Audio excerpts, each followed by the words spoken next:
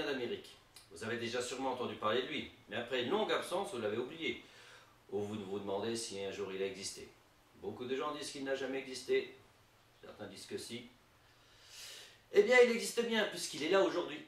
Eh ouais, il sort de prison, ce qui explique pourquoi on ne le voyait plus dans les médias. D'ailleurs, ça se voit, vu son état, il n'a même pas pris le temps de s'habiller ou de se laver. Vous allez voir dans l'état il est. Alors, pourquoi était-il incarcéré? Qui est-il exactement? C'est ce que nous allons peut-être savoir maintenant. Voici en direct et en exclusivité des studios Reuters Web, EBE.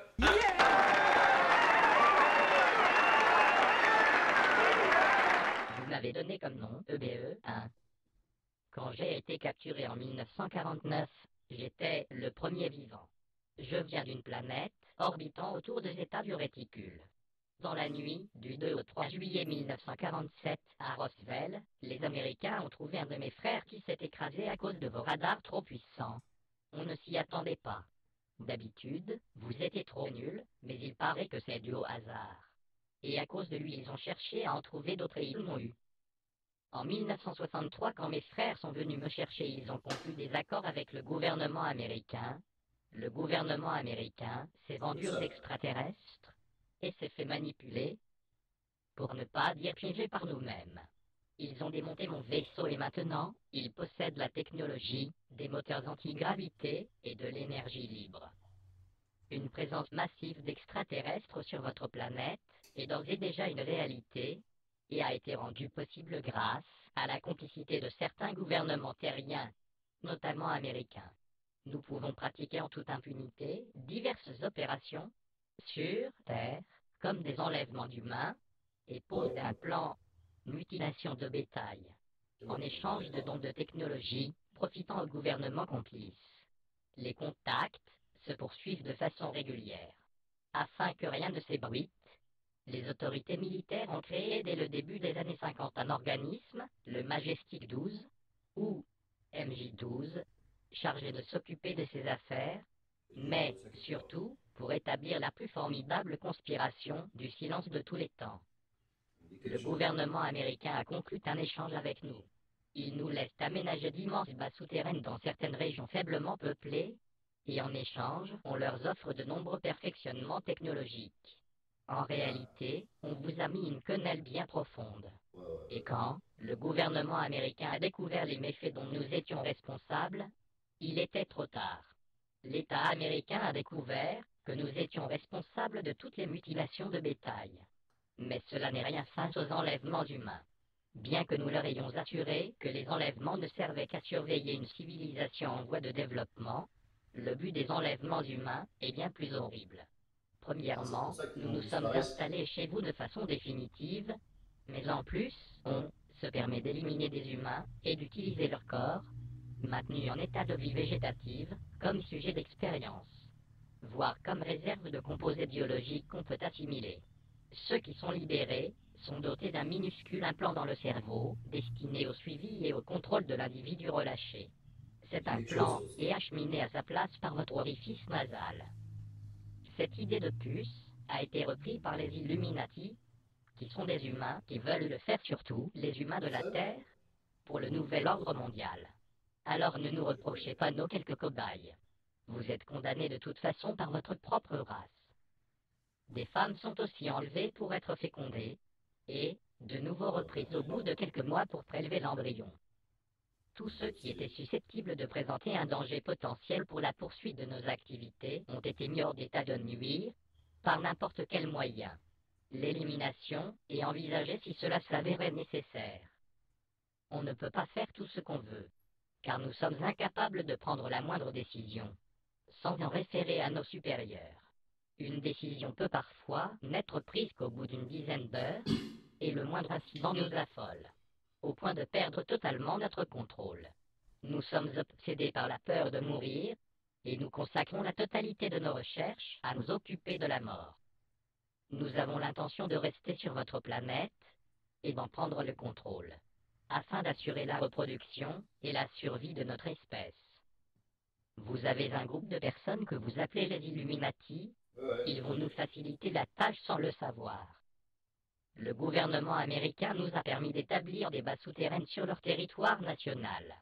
Une base a été établie à quelques kilomètres de la ville de Dulce, au Nouveau-Mexique, sous le mont Achulta, en plein cœur de la réserve des Indiens Jicarilla. Cette base a été créée en 1948 et co-gérée par nous et Majestic 12. Quand le gouvernement américain a appris que des humains auraient été capturés et enfermés dans les souterrains de la base, devant notre refus de rendre les prisonniers, un commando d'une centaine de militaires fut envoyé pour tenter de les libérer. Le résultat fut catastrophique, et plus de 60 militaires y laissèrent la vie en vain. Ils n'ont même pas réussi à pénétrer dans la base. C'est depuis cet incident que le gouvernement américain a réalisé à quel point il s'était fait berner et qu'il n'avait aucun moyen de nous déloger. Il ne reste plus beaucoup de temps avant que l'on prenne le contrôle total de toute la planète. Ah ouais, carrément. Pourquoi je vous dis tout? Parce que plus on vous donne de preuves, et moins vous y croyez. Vous croyez en rien, même pas à ce que vous voyez. Vous êtes des lâches, la peur vous rend aveugle. Vous avez peur de la réalité.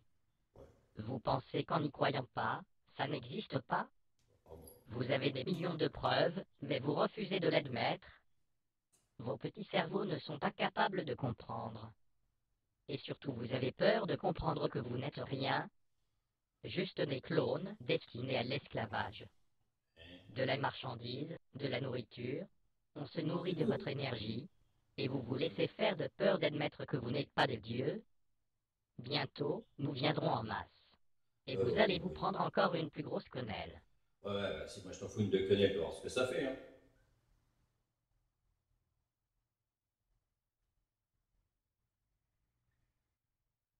Et d'abord,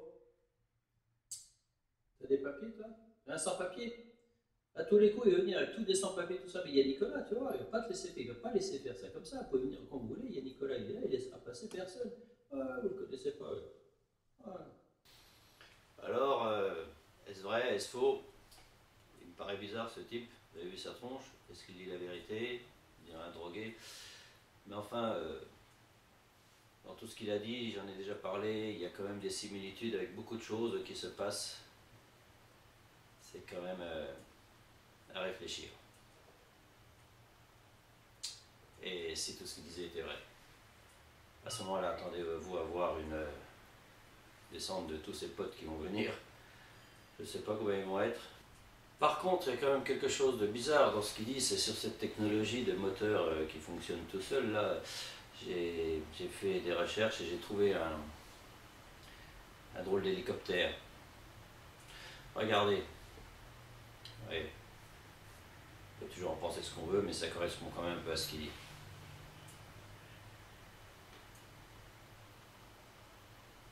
Hein? Étrange, non? Il va falloir attendre à une arrivée massive de tous ses potes. Je ne sais pas d'où ils viennent exactement, je ne sais pas où c'est ce pays dont ils parlent. Il vient de très loin. Il faudrait quand même voir si Nicolas sera capable de les arrêter tous. Parce que personne n'aura des papiers à mon avis. Mais s'ils arrivent à venir et que Nicolas n'arrive pas à les arrêter, ça va faire mal à mon avis. Vont-ils venir pour nous aider ou vont-ils venir pour nous foutre une belle quenelle, comme il dit?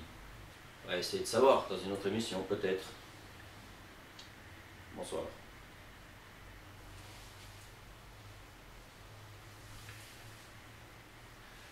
Bon là, vous pouvez pas me trouver des gens un peu moins, un peu plus, c'est un peu n'importe quoi là.